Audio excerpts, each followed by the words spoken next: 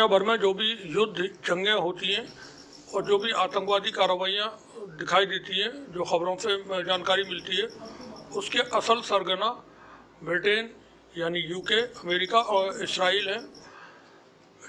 इस यूके चूँकि एक साम्राज्यवादी देश रहा है, उसने दुनिया भर के 74 मुल्कों पर अवैध कब्जे करके कई सदियों तक वहाँ से लूटमार की। वही आज भी उनका जारी है। ये देश जो बड़े साम्राज्यवादी और ताकतवर शक्तिशाली देश है, दूसरे कमज़ोर या गरीब देशों को अलग अलग तरीक़ों से अपने जाल में फंसा लेते हैं और फिर उनका दोहन करते हैं। इसराइल चूँकि यूके और अमेरिका की एक पैदावार है और उनकी नाजायज़ औलाद की तरह कहा जाता है। 2 तारीख को इसराइल ने 2 तारीख की सुबह को यानी जुमेरात की सुबह के वक्त में इसराइल के युद्धक विमानों ने फ़लस्तीन के कई इलाकों पर बमबारी की। ये बमबारी आबादियों में, शहरी इलाकों में की गई और इसके जवाब में जो वहाँ के फ़लस्तीन के जो लड़ाकू गिरोह हैं, उन्होंने इसका बहुत सख्ती के साथ बहुत मुँह तोड़ जवाब दिया। गाज़ा पट्टी के आसपास की बस्तियों पर रॉकेटों से इसराइल ने हमले किए। फ़लस्तीनी गुट क्योंकि अब पहले से ज़्यादा शक्तिशाली हो चुके हैं और वो इसराइल की तमाम जो भी कार्रवाइयाँ होती हैं उनको हल्के में नहीं लेते, बल्कि उनके सामने डट जाते हैं। 2019 में भी कुछ ऐसा ही देखने को मिला था, जब एक बाकायदा जंग इन दोनों देशों के बीच हो गई थी और उसमें लंबे वक्त तक फ़लस्तीन के जो गिरोह लोग थे, उन लोगों ने डट के इसराइल का मुकाबला किया था और तकरीबन 4000 से ज़्यादा रॉकेट इसराइल पर दागे थे। इसराइल का जो आयरन डोम है वो भी उसको इंटरसेप्ट नहीं कर पा रहा था।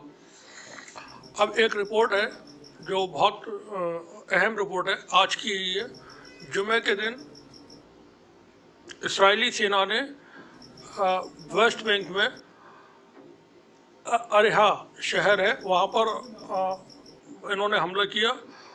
उसी समय जिस वक्त ये हमला कर रहे थे इसराइल की आतंकी सेना, उसी वक्त अल-अक्सा बटालियन के जो लड़ाके हैं वो वहाँ पहुँच गए और उन्होंने उनको वहाँ से इलाके से खदेड़ दिया। इसराइली सेना के सैनिकों को वहाँ से खदेड़ दिया। जानकारी कुछ इस तरह से है कि जुमे की सुबह आतंकी ज़ियोनी सेना ने वेस्ट बैंक के अरेहा शहर पर हमला कर दिया। इसराइली सेना ने आम लोगों पर गोलियां चलाई और आंसू गैस के गोले दागे। इस हमले में कई फ़लस्तीनियों के घायल होने की जानकारी है। शोहदा अल-अक्सा बटालियन के जालों ने अरेहा शहर के दक्षिण में स्थित अकबा जबर कैंप के प्रवेश द्वार पर आतंकी इसराइली सैनिकों का रास्ता रोक दिया।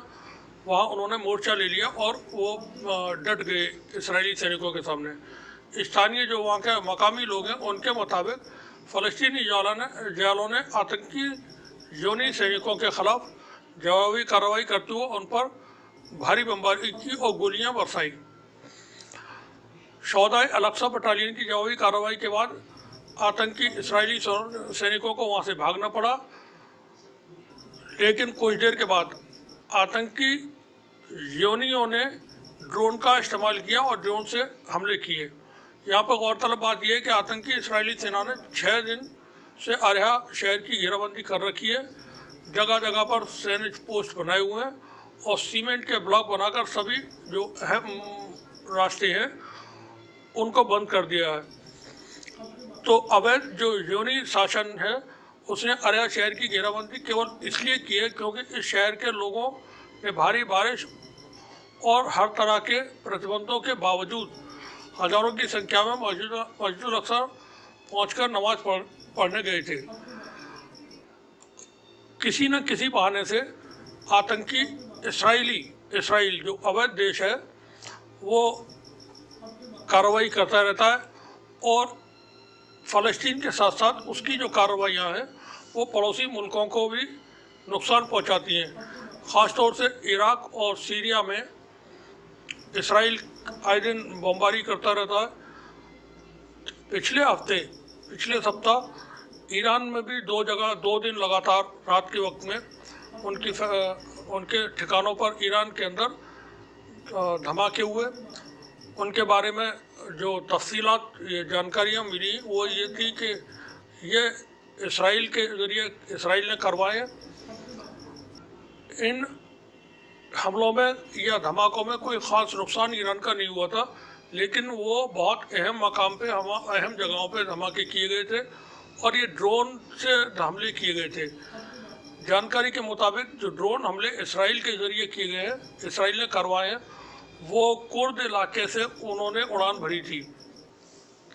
अब सीरिया और इराक में भी इसराइल अवैध गतिविधियों में शामिल रहता है और किसी न किसी बहाने से इन मुल्कों की सीमा के अंदर कार्रवाइयाँ करता रहता है। इस पर सीरियाई एक सांसद हैं मोहम्मद फवाज, उन्होंने कहा कि अलूब कमाल पर ड्रोन से हमला किया गया और इस हमले में इसराइल शामिल था।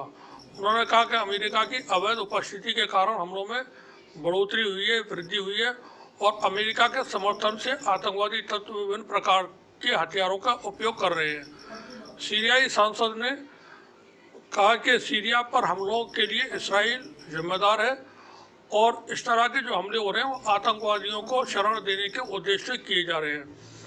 आपको बता दें कि इसराइल फ़लस्तीन के पे कब्जा किए हुए बैठा हुआ है और ये जंग पिछले 7 दशकों से वहाँ पर चल रही है।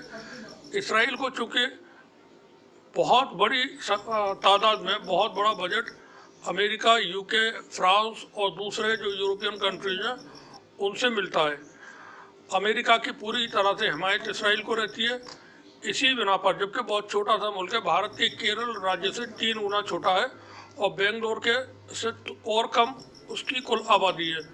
तो आबादी और रकबे के हिसाब से इसराइल बहुत छोटा देश है, लेकिन उसके पास इतना ज़्यादा एसेट्स है, इतना ज़्यादा पैसा है कि उस पैसे की वजह से, क्योंकि ग्लोबल लेवल पर उनके एजेंट्स, उनकी एजेंसियां काम करती हैं, वो फैले रहते हैं और उनका बैंकिंग जो सेक्टर है वो तरह तरह के जो फ्रॉड के कारोबार हैं उनमें शामिल रहता है और अरबों से लड़ने के लिए इसराइल को दुनिया भर से अलग से मदद मिलती रहती है।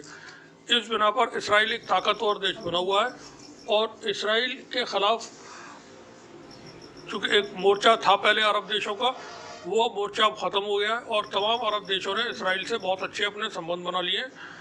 इसराइल की जो कार्रवाइयाँ पिछले 1 महीने के अंदर वेस्ट बैंक, गाज़ा पट्टी और जेनिन एक शहर है, उन इलाकों में ज़्यादा देखने को मिल रही है और वहाँ पर ये इसराइल के जो आतंकवादी सैनिक हैं किसी भी वक्त पहुँच करके गोलियाँ बरसाना शुरू कर देते हैं, हमले करना शुरू कर देते हैं और लोगों की जानें ले लेते हैं।